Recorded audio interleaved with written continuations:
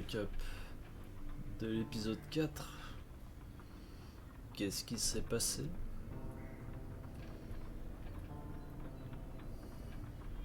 Eh bien, en fait, on était vraiment sur les traces de Sébastien, dans l'abbaye même. On y a découvert les traces et les marques du passé lors du dernier concert qu'il y a eu en 1912 dans cette abbaye. On y a vu l'horreur, la folie, à quel point les moines étaient désespérés. C'était assez effrayant. Et on y a découvert le cadavre de Sébastien, horrifié. Maintenant, nous allons tenter de détruire cette boîte à musique, tous ensemble.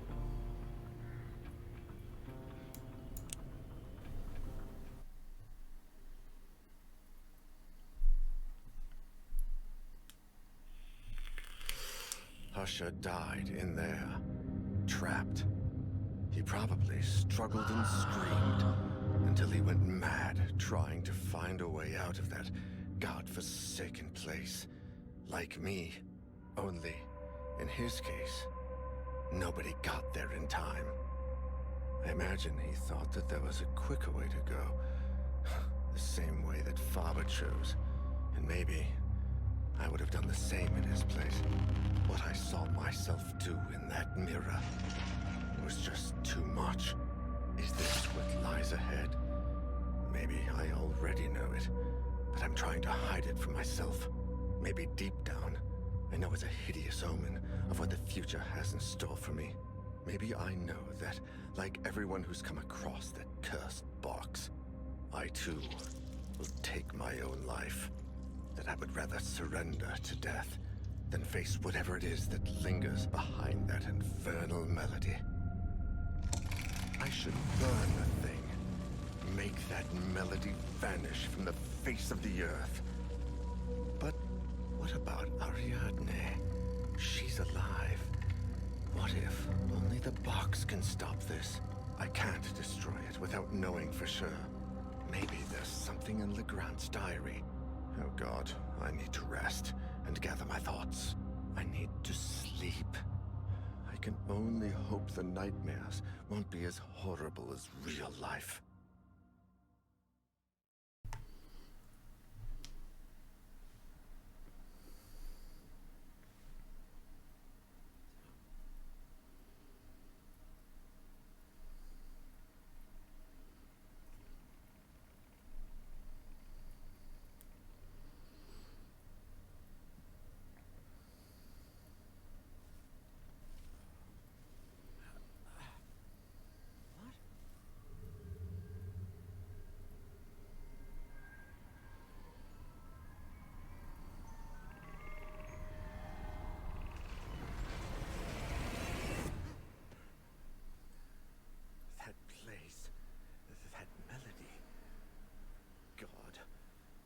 To find something.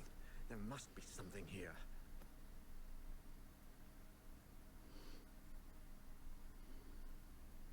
Faber, Usher, every single person who attended that cursed concert in the Abbey, the entire Legrand-Amersberg family and I, we all heard the song. Auguste Legrand's diary, which I found in that place beyond reality, was my only hope of unveiling something, anything, that could take me down a different path than the rest. And yet, Legrand's notes seemed like nothing more than erratic and incoherent ramblings of a broken mind, so demented that no one could put them together in any order, much less understand them. But I found something towards the end that made some kind of sense. Although, I wish I hadn't. It's all over. Just a moment ago, Like every night, the song was invading my dreams, grating incessantly. I woke up, soaked in sweat, and veiled by the shadows. Natalie was sleeping, but I was not. This time, it had to stop. I was hell-bent on destroying the source of that awful song. I went down to the basement and tore down the same wall I built myself. With each blow, I cursed the moment I decided to bring that melody into my home. I couldn't take it any longer. There she was, behind the wall. My wife, huddled in a corner, holding Elaine in her arms. I froze. If Natalie was there, what kind of diabolical creature was sleeping by my side? Monsters. All of them. My beloved Elaine, Natalie. The monsters had locked them away and wanted to take Ariadne. They wanted to take my baby. I grasped the mallet, determined to do whatever it took.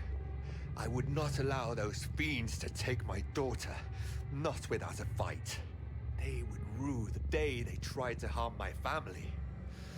I would kill the monsters and the black figure and find my little girl. I followed them throughout the house. Every room was shrouded in darkness. There was something unnatural in the air. The melody had transformed into a choir of blood-curdling howls. But I finally cornered them in the bedroom, where I finished them off. I drew blood, and it flowed like a well from the grotesque black figures while they screamed and writhed, the vile, deceitful fiends. And then I went back to the basement, and there was nobody there. Natalie and Elaine had disappeared. No, that isn't true. They had not disappeared. They had never been down there. They were upstairs, in the bedroom, where I had left them. There were no monsters in the house. Except me. Only me. Only me. And the presence.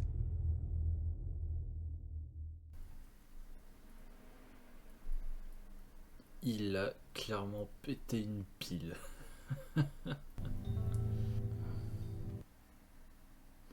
Bérénice Prestegard, psychiatre de l'hôpital Jeremy Hartward, était le médecin qui a soigné Ariadne le Grand Armsbury. Donc on va essayer de trouver ses recherches à elle pour savoir comment on peut résoudre cette malédiction une bonne fois pour toutes.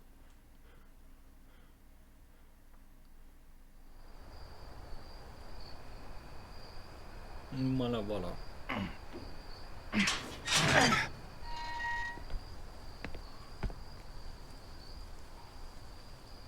Et du coup, ouais, j'ai fait l'épisode 4 ce matin, à 7h du mat, je l'ai entièrement recommencé. Et je l'ai terminé. J'étais bien content de l'avoir terminé, je t'avoue.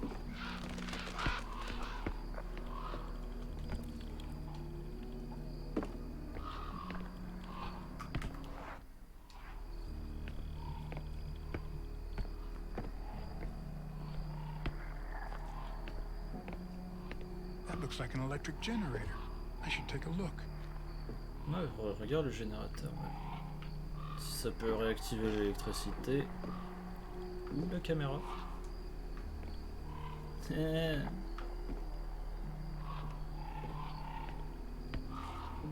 Ah voilà.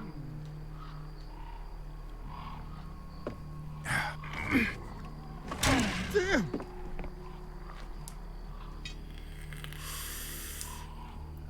C'est un peu con ce qui lui est arrivé. Damn, I pulled too hard on that thing.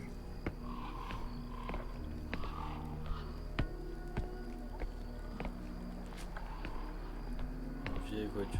Donc en fait l'hôpital il a été abandonné en 1920.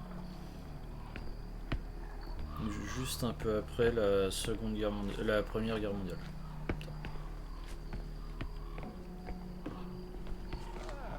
Je ne vois rien d'intéressant de l'autre côté, je préfère ne pas prendre le risque de déplacer cette vieille chose pour qu'elle tombe sur moi. Ça fait sens.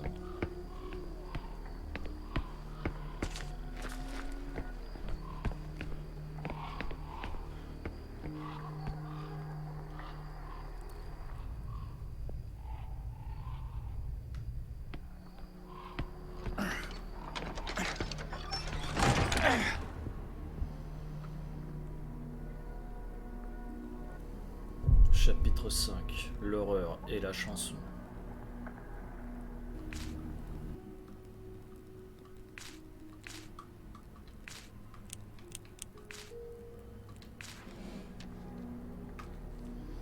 Photographie en noir et blanc, déchirée et décomposée.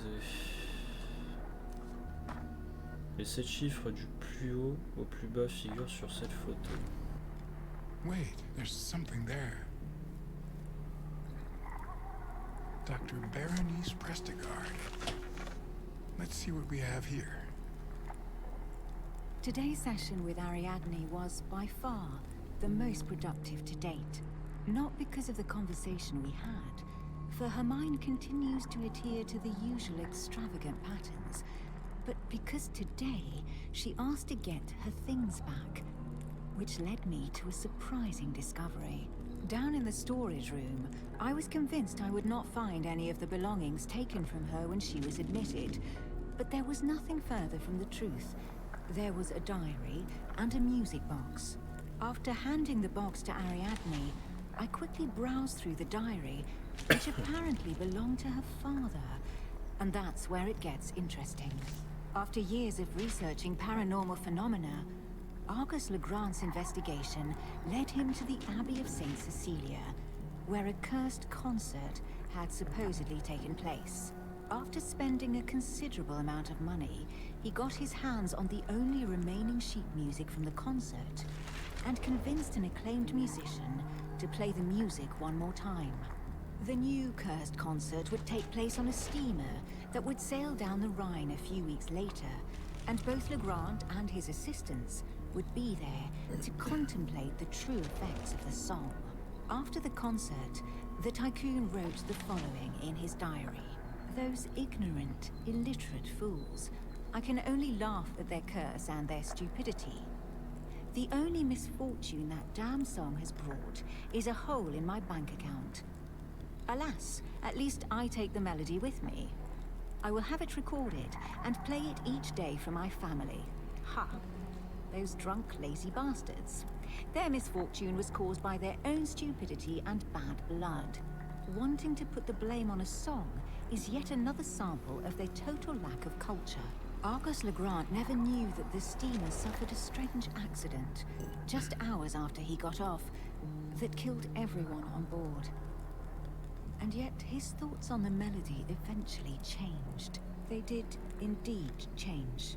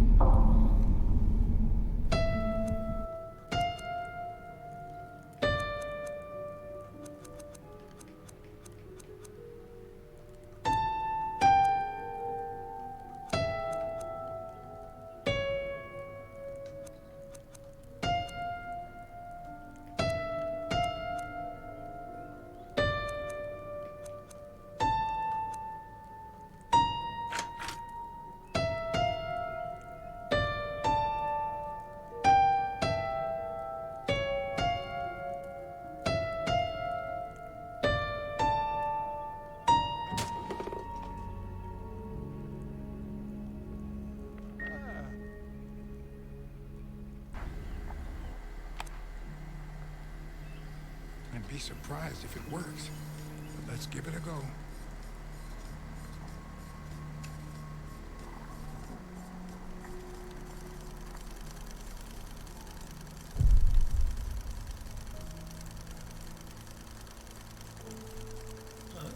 Attendez. Ah d'accord,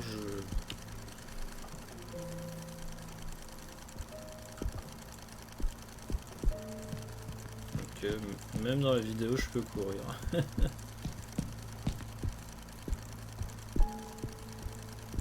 Hi, Ariadne. How are you? Do you feel like talking today? You know, I think you're right, that I don't see things like you do.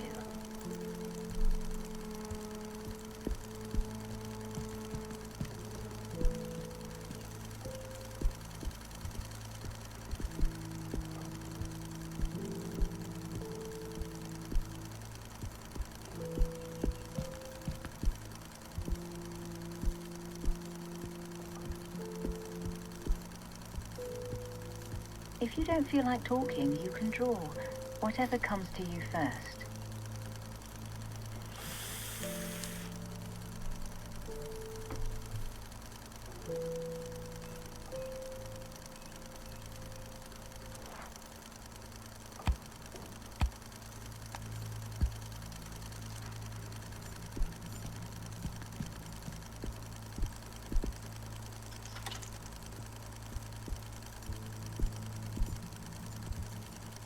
Turn off the light.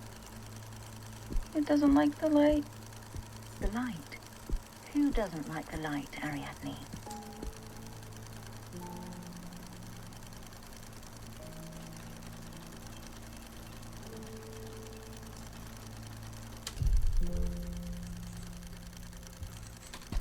Who is that old lady? It's me.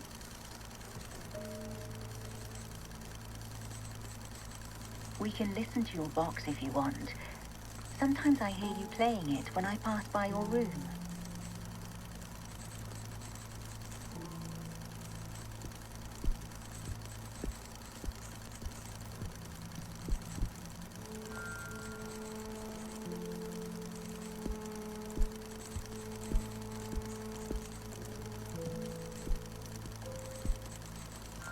No. No, you don't hear them. You don't see it or understand it. What don't I see? Tell me how to understand you, Ariadne. Sleep. Like me. In my bed. It's absurd. I don't even know why I came here, why I'm here. Have I really begun to believe my patient's story? And yet, there's something that I can't explain. It might just be my mind playing tricks on me, but I've started seeing things. And I hear the music from Ariadne's music box in my head. I need to understand this. There's something threatening about this place. The candles help me make the room a bit more cozy, and the last rays of sunshine still come in through the window. But the shadows in this room make me feel uneasy. All I've done is clean off the dust from an old mattress and lie on it, without even taking my clothes off, since I don't really think I'll get much sleep in this place. The silence here is oppressive, almost solid. Aside from the still hum of the phonograph and the old wooden beams creaking, I can't hear a single thing.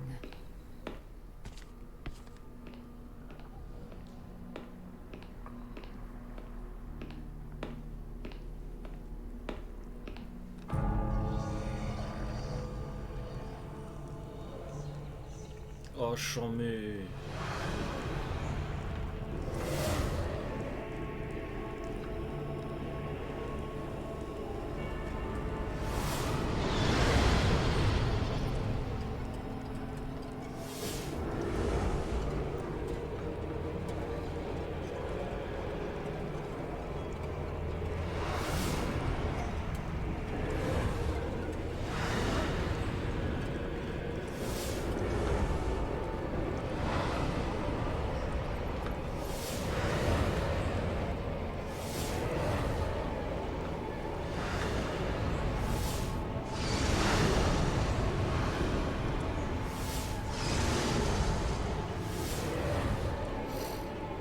Putain, il y en a deux.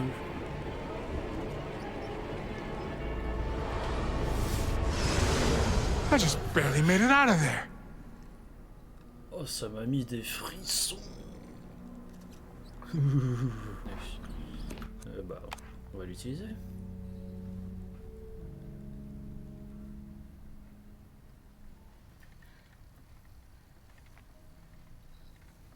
On the one hand, I just want to get out of here. But on the other, I need to know what's happening. I need to understand the dreams this place causes in me. And the visions I've had these past few days. It's pitch black outside, and the old mansion is even more menacing than before. I've taken out my last 2 candles, but lighted only 1, in case I wake up before dawn. It would terrify me to be here, alone in the dark. I'm in Ariadne's room again.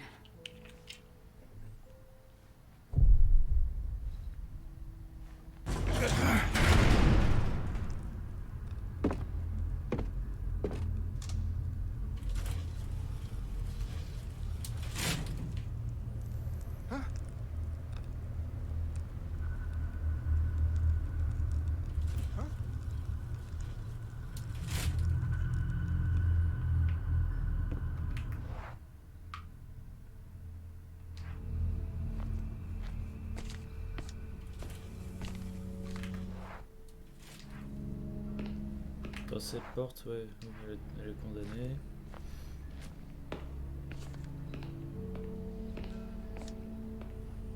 Ouais, c'est cette porte-là.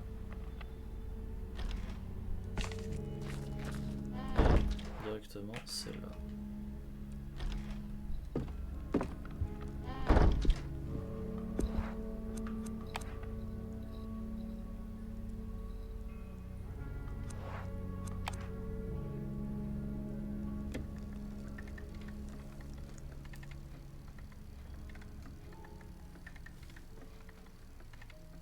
This place.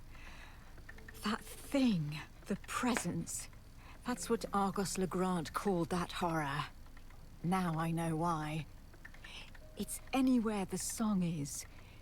In the hospital, in Ariadne, in me. Everywhere. Maybe there's no solution. Maybe it isn't something you can just end. But maybe cut it off from everything, from this world, burn the bridge, return the song to whence it came. If I take the box to that place, if I leave it there, with the presence, I need to push forward just a little longer. I need to understand.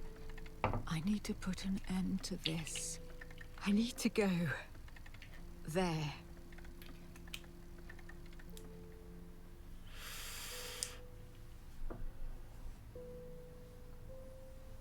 I need to know.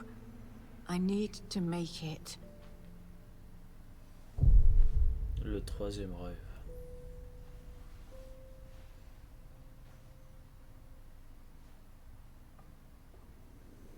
Ariadne, do you need my help or do I need yours?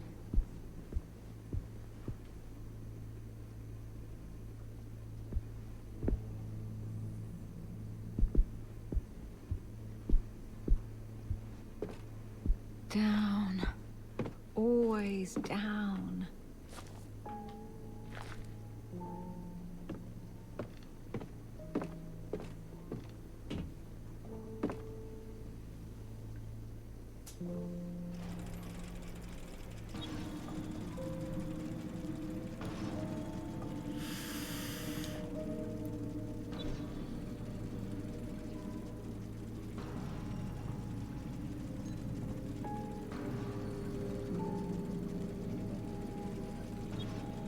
Troisième rêve, prendre possession du docteur qui a soigné Ariadne.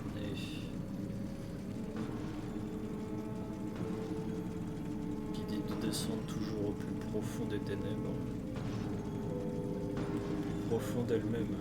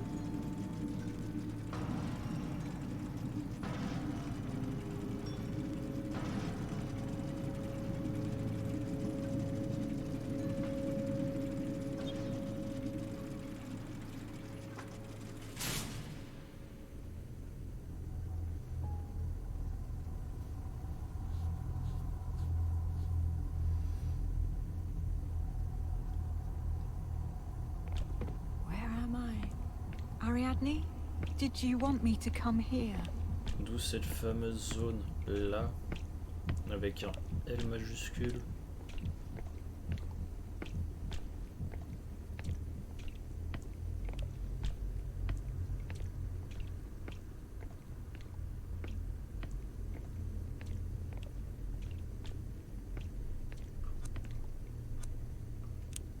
I'm so sorry.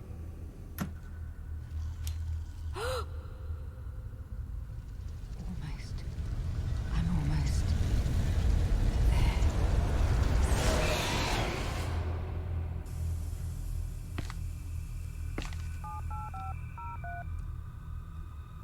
Hello? Daniel, I found something major.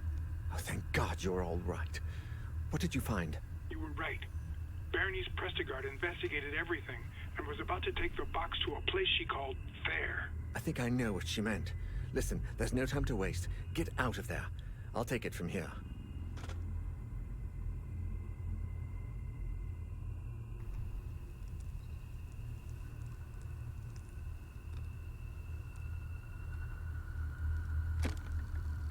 Ariadne was right. She was right about everything. I've seen it with my own eyes, even if it was in dreams. It's true. That place. The presence. I know what I have to do. Now that I'm awake, I need to get the music box and find a way to take it there. Yes. I solved this riddle. Now that I'm awake, I can put an end to this horror once and for all. Now that I'm awake, I can awake.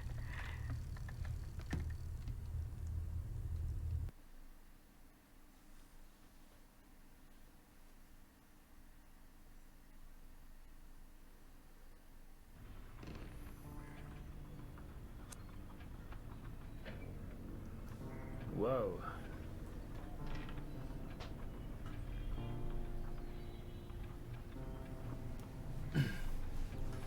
C'était très intense psychologiquement de se retrouver dans cet hôpital psychiatrique à la recherche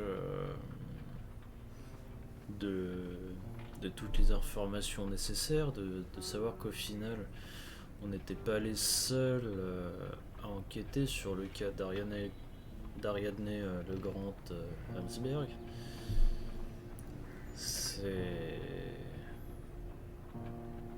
Ça laisse sans voix. Vraiment, ça laisse sans voix.